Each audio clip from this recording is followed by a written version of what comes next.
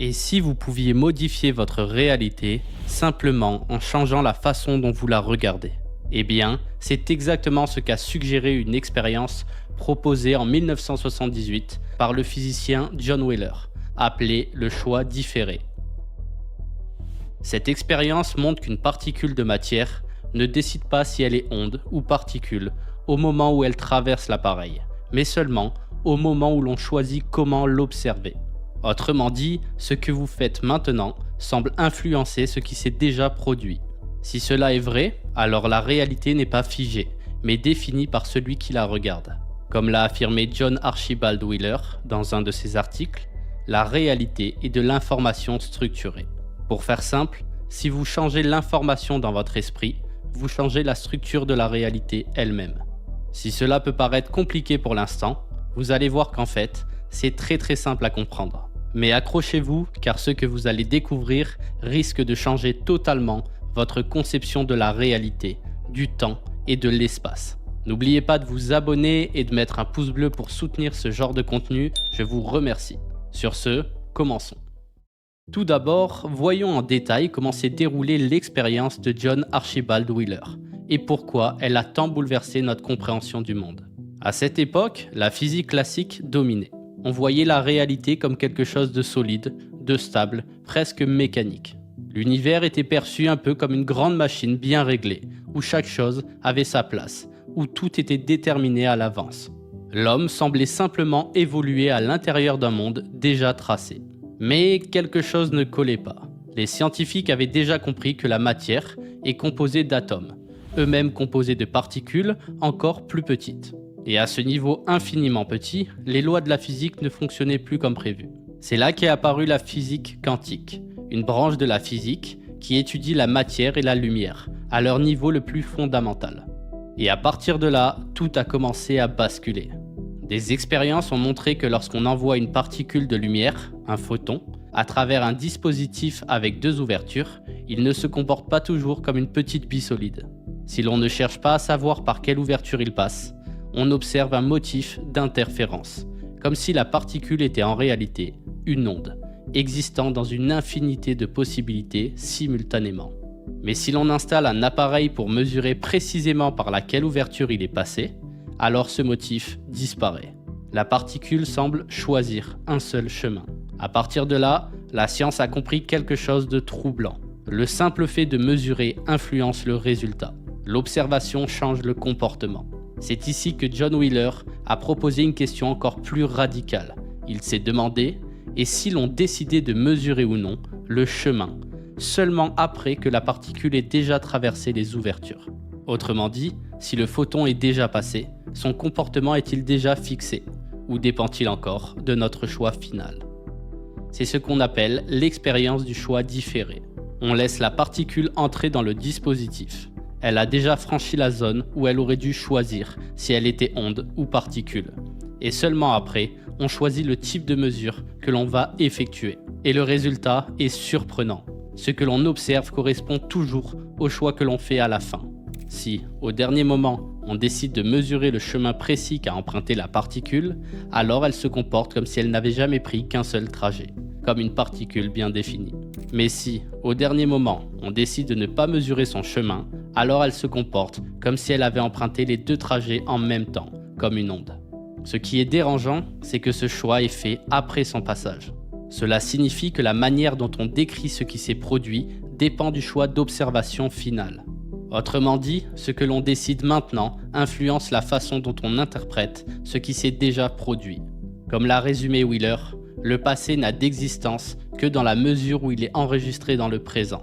Cela montre que, au niveau le plus fondamental, la réalité n'est absolument pas un bloc figé. Et si, à ce niveau le plus petit, la matière elle-même n'est pas figée, alors à notre échelle humaine non plus. Car ce sont ces particules, ces atomes, ces cellules qui composent notre corps et le monde autour de nous. Si les éléments les plus fondamentaux sont malléables, alors l'ensemble qu'ils constituent l'est aussi. L'univers tout entier semble alors totalement lié à l'observation, à l'information et à l'attention. Si l'on relâche la mesure, la particule redevient possibilité. Si l'on fixe l'attention, elle prend une forme précise. Et c'est ici que tout commence à prendre un sens bien plus profond. Si la réalité dépend de l'information et de l'observation, alors notre corps et le monde autour de nous existent-ils parce que nous les observons? Et si c'est le cas, qui sommes-nous réellement? C'est là que nous entrons dans le domaine des neurosciences. Parce que si, au niveau le plus fondamental, la réalité semble liée à l'information et à l'observation, alors il devient essentiel de comprendre comment fonctionne l'information chez l'être humain. Des chercheurs ont observé quelque chose de fascinant. À très grande échelle, la structure des galaxies dans l'univers présente une ressemblance frappante avec les réseaux neuronaux du cerveau humain.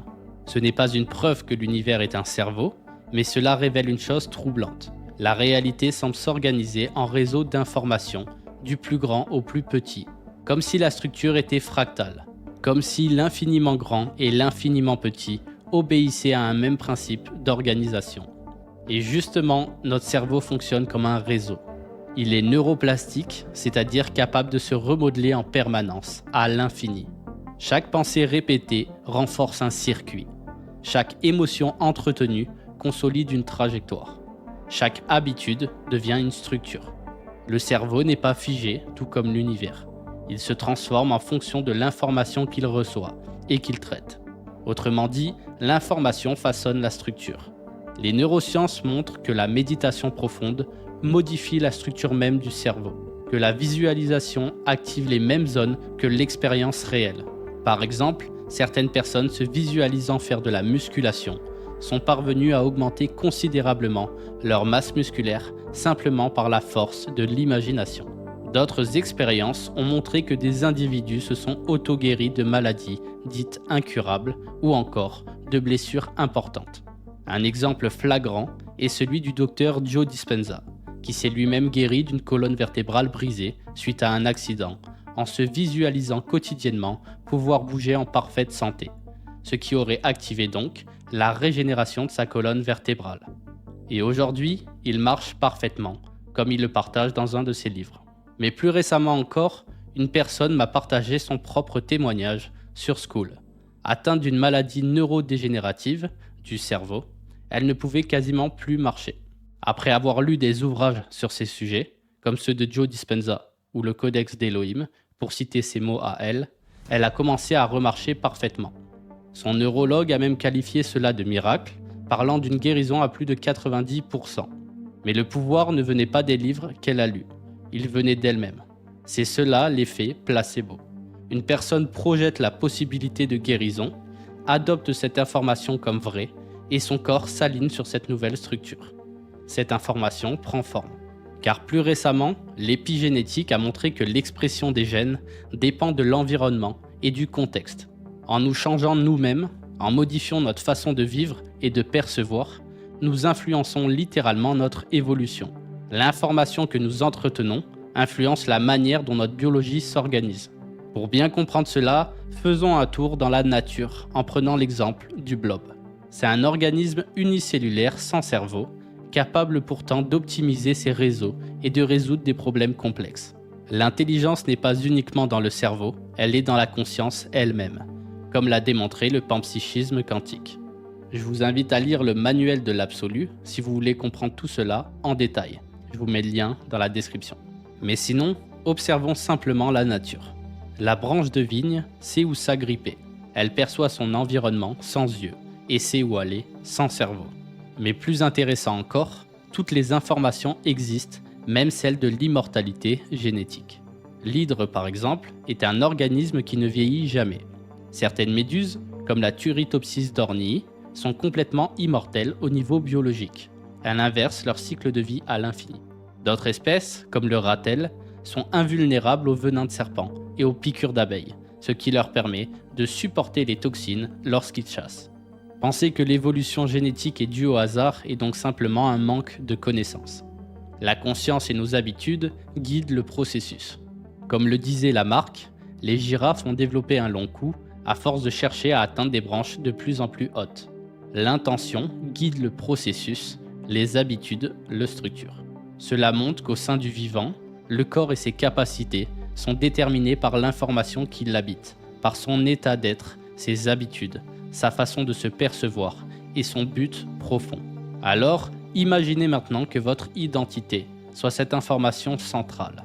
Si vous vous percevez comme limité, fragile, condamné à un schéma précis, même ce qu'on croit être le karma, votre biologie et vos habitudes vont s'organiser autour de cette image.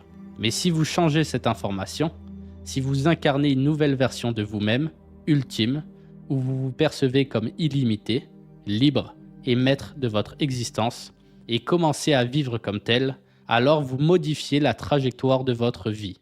Vous changez votre structure neuronale. Vous changez vos habitudes. Et progressivement, la forme visible s'ajuste à l'information invisible. Au début, cela se structure dans l'infiniment petit, dans votre cerveau. Puis cela se répercute sur l'univers lui-même, car tout est interconnecté.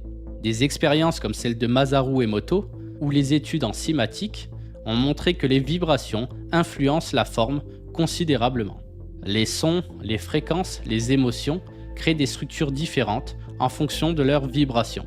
Les vibrations élevées, comme l'amour ou la joie, ont par exemple formé des cristaux harmonieux, tandis que les vibrations négatives ont formé des cristaux déformés. Sachant aujourd'hui que nos pensées et nos battements cardiaques génèrent des ondes, soit plus précisément un champ magnétique mesurable, et que notre corps est composé majoritairement d'eau, nos émotions et nos pensées déterminent littéralement la vibration de ce champ, mais aussi nos paroles. Car oui, la parole est une onde. Ainsi, écouter des musiques joyeuses permet d'amplifier cette énergie en vous, d'améliorer votre état. Mais le plus important reste votre état d'être. Il s'agit de s'entraîner à ressentir de l'amour, de la joie, des émotions fortes comme celle-ci, à haute fréquence, de se reprogrammer intérieurement, d'apprendre à aimer le monde et d'oser le dire aussi avec des mots. Car souvenez-vous, les mots sont des vibrations. Et la vibration est déterminée par l'esprit qui prononce le mot. Ainsi, écouter des musiques joyeuses au quotidien permet d'amplifier cette énergie en vous, d'améliorer votre état. C'est cela qui élève votre vibration. Dans de nombreux textes de sagesse ancienne, il est dit que l'amour est la plus forte des vibrations, celle qui unifie absolument tout. En réalité, l'univers est souvent vu comme la fractalisation d'une seule chose, comme un blob qui se divise en deux, puis en quatre, puis en milliards. Mais l'esprit reste un. C'est exactement ainsi que beaucoup décrivent la création de l'univers, comme la transformation successive d'une énergie de départ qui a toujours existé. Et cette énergie d'origine, cette pensée, cet état d'être, cet esprit, c'est l'amour. C'est la substance dont tout est fait. Et c'est aussi l'aboutissement de toute chose. Dans de nombreux témoignages de MI, l'état décrit après la mort est justement celui d'un amour immense, d'un sentiment d'unité absolue. Ainsi, lorsque l'on vibre à cette fréquence, on entre dans cet état, comme hors du temps, où rien ne peut nous nuire, car tout est fait de cette substance unique qu'est l'amour. C'est un peu comme si tous les atomes de l'univers entraient en cohérence avec vous, comme si la matière elle-même s'harmonisait à votre état intérieur. Et ainsi, plus rien ne peut vous heurter, plus rien ne peut vous nuire, car tout est en symbiose avec vous. Bien sûr, à vous d'en faire votre propre avis, mais comme on dit souvent, testez-le par vous-même. Essayez, appliquez l'amour dans votre vie et observez le résultat par vous-même, et non par des oui-dire. Après tout, cela ne coûte rien. Et là, au moins, vous aurez une preuve tangible, vécue. C'est par l'expérience que le vrai se révèle, que l'ignorance se dissipe. Ainsi, pour en revenir à ce qui se passe en nous lors de ce changement de paradigme, nos synapses se consolident et cela devient notre nouvel état d'être quotidien. Plus vous vous entraînez à être dans un état d'amour, plus cela devient naturel et l'ancien finit par disparaître car vos neurones se reconfigurent ainsi. Cela transforme votre biologie, mais aussi la trajectoire de votre vie entière. Comme si vous preniez une nouvelle ligne de temps. D'ailleurs, nous allons parler du temps dans un instant. Mais juste avant, retenez ceci. La pensée et l'action doivent œuvrer simultanément. Il ne s'agit pas simplement de penser être la meilleure version de soi, il s'agit de l'incarner jusqu'à l'être totalement. Puisque l'information structure la matière, changer l'information que nous incarnons revient à modifier la structure que nous manifestons. Mais combien de temps cela prendra ? La vraie question n'est pas combien de temps, mais combien d'énergie allons-nous mettre ? Certains pensent que le temps fonctionne comme un sablier qui s'écoule. Ce n'est pas ainsi que les physiciens le décrivent. En physique, le temps correspond à la mesure du changement. Par exemple, on plante une graine et il faut environ 30 jours pour qu'elle atteigne 30 cm. Mais si l'on augmente l'énergie, donc la lumière, la chaleur, les nutriments, etc., la croissance s'accélère. Donc, plus il y a d'énergie, plus il y a de changement. Donc, la question n'est pas quand votre réalité deviendra conforme à votre idéal, mais combien d'énergie allez-vous investir dedans. Plus vous incarnez cet état d'amour, plus vous le vivez, plus vous l'exprimez, plus le changement s'accélère à une vitesse accrue. C'est aussi simple que ça. Pour celles et ceux que ce sujet intéresse, je vous recommande vraiment de lire le Manuel de l'Absolu. C'est un ouvrage scientifique assez court, comme vous pouvez le voir, qui révèle absolument tout. À la fin de celui-ci, la vie n'aura plus aucun secret pour vous. Mais surtout, vous verrez très clairement comment incarner et maîtriser cette vibration à partir de laquelle tout est fait, afin de créer votre réalité. Je ne vous en dis pas plus, je vous mets le lien dans la description et en première ligne de commentaire si vous souhaitez vous le procurer. Sur ce, bonne journée à vous et à tout de suite dans une nouvelle vidéo.